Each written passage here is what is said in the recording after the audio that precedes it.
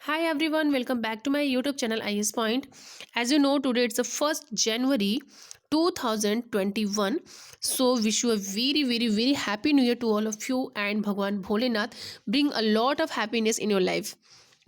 So start करते हैं और देखते हैं कि आज हम पढ़ने वाले क्या है। तो परसों की वीडियो में मैंने आपको बताया था कंजक्शन के बारे में कि कंजक्शन क्या होते हैं क्या नहीं होते हैं और ये कितने प्रकार के होते हैं। तो जो वो वीडियो नहीं देखे हैं प्लीज़ आप हमारे यूट्यूब चैनल पे जाकर के उसे देख सकते हैं। और कल मैं कुछ अलग टॉपिक आपको बताई थी यानी कंप्यूटर वायरस के बारे में बताई थी। तो जो वो कंप्यूटर वायरस के बारे में नहीं देखे हैं आप उसे भी वॉच कर लीजिएगा। तो चलिए अपने टॉपिक पे आते हैं। मीन्स आज जो हम कंजक्शन के आज कौन से पार्ट को पढ़ने वाले हैं यानी कंजक्शन के बारे में ऐसा क्या नया है जो हम पढ़ने वाले हैं। तो चलिए स्टार्ट करते हैं और देखते हैं। उस दिन में मैंने आपको बताया था कि जो कंजक्शन होते हैं वो दो प्रकार के होते हैं।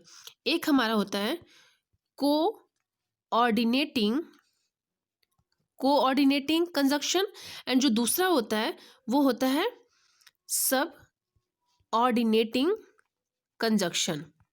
हालांकि मैंने उस वाली वीडियो में भी बताया था, इसमें भी एक बार मैं रिपीट करना चाहूँगी। तो सबसे पहले हम जानेंगे कोऑर्डिनेटिंग कंजक्शन क्या होते हैं।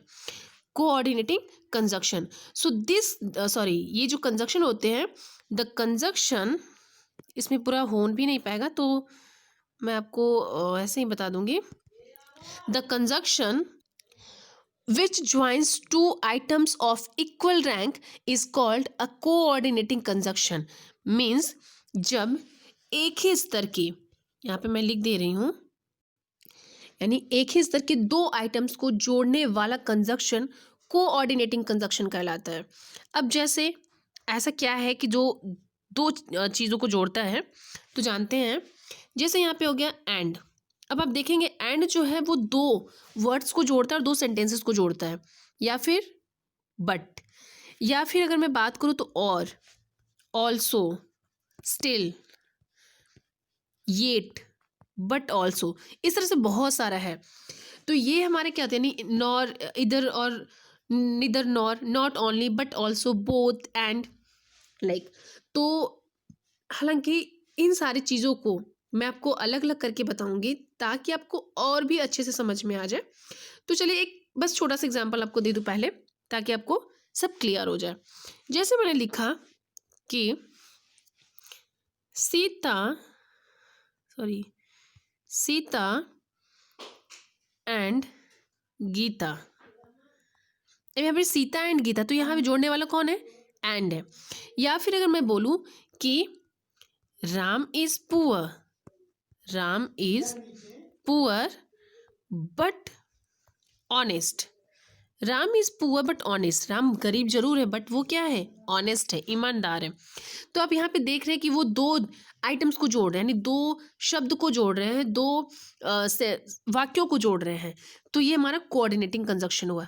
अब हम जानते हैं सब ऑर्डिनेटिंग कंजक्शन के बारे में। नेक्स्ट हमारा है सब ऑर्डिनेटिंग कंजक्शन, यानी the conjunction which joins a subordinate clause to a principal clause is called a subordinating conjunction। Means जो कंजक्शन सबऑर्डिनेट क्लॉज को प्रिंसिपल क्लॉज से जोड़ता है। मैं क्या बोल रही हूँ आप प्लीज ध्यान से सुनिएगा। देखिए मैंने यहाँ पे लिखा है कि जो कंजक्शन सबऑर्डिनेट क्लॉज को प्रिंसिपल क्लॉज से जोड़ता है वह सब ऑर्डिनेटिंग कंजक्शन कहलाता है। अब चलिए जैसे मैं आपको एग्जाम्पल बता दूं तो आपको समझ में आ जाएगा। जैसे मैंने यहाँ पे एग्जाम्पल लिखा कि you will pass if you work hard. अब आप यहाँ पे देख रहे हैं कि ये जो कंजक्शन है, यानी जो कंजक्शन है वो सब ऑर्डिनेटिंग क्लॉज को किससे जोड़ रहा है, प्रिंसिपल क्लॉज से जोड़ रहा है, यानी प्रिंसिपल क्लॉज से जोड़ रहा है। तो यहाँ पे क्या हुआ कि you will pass if you work hard, यानी आप तब पास होंगे कब, जब आप मेहनत करेंगे। तो यहाँ पे क्या है, ये जो हमारा कंजक्शन है इफ, ये जो हमारा कंजक्शन इफ है वो क्या काम कर रहा है, ये प्रिंसिपल क्लॉज से जोड़ रहा है। इसमें एक्चुअली होता क्या है सब ऑर्डिनेट क्लॉज में कि सब ऑर्डिनेट क्लॉज को डिपेंडेंट क्लॉज भी कहते हैं। सब ऑर्डिनेट क्लॉज को डिपेंडेंट क्लॉज भी कहते हैं। इसका अर्थ होता है आश्रित उपवाक्य। इसको हम क्या बोलते हैं, यहाँ पे मैं लिख दे रही हूँ, डिपेंडेंट क्लॉज, जिसका मतलब क्या होता है, आश्रित उपवाक्य। ऐसा क्लॉज जो अपना अर्थ पूरा करने के लिए वाक्य के दूसरे भाग पर निर्भर हो। ध्यान से सुनिएगा, ऐसा क्लॉज जो अपने अर्थ को पूरा करने के लिए दूसरे भाग के मतलब वाक्य के दूसरे भाग पर निर्भर हो। जैसे मैंने लिखा था कि you will pass if you work hard, यानी आप तभी पास होंगे जब आप मेहनत करेंगे। तो यहाँ पे आप पास कब होंगे, जब आप मेहनत करेंगे। यानी ये जो क्या है, ये हमारा आश्रित है, दूसरे पे डिपेंडेंट है।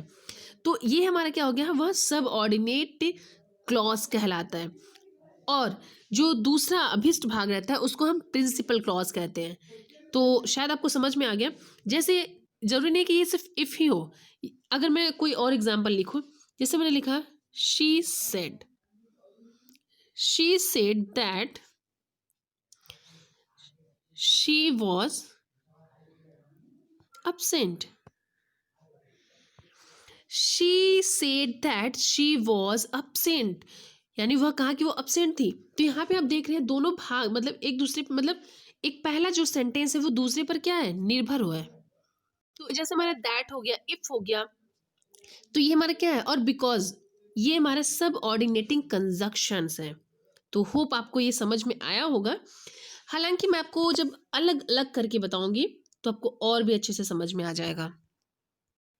तो आज की वीडियो में गाइस बस इतना ही। होप आपको ये वीडियो पसंद आया होगा, और अगर प्लीज़ पसंद आए ना तो लाइक, शेयर एंड कमेंट ये तो करना मत ही भूलिएगा प्लीज़।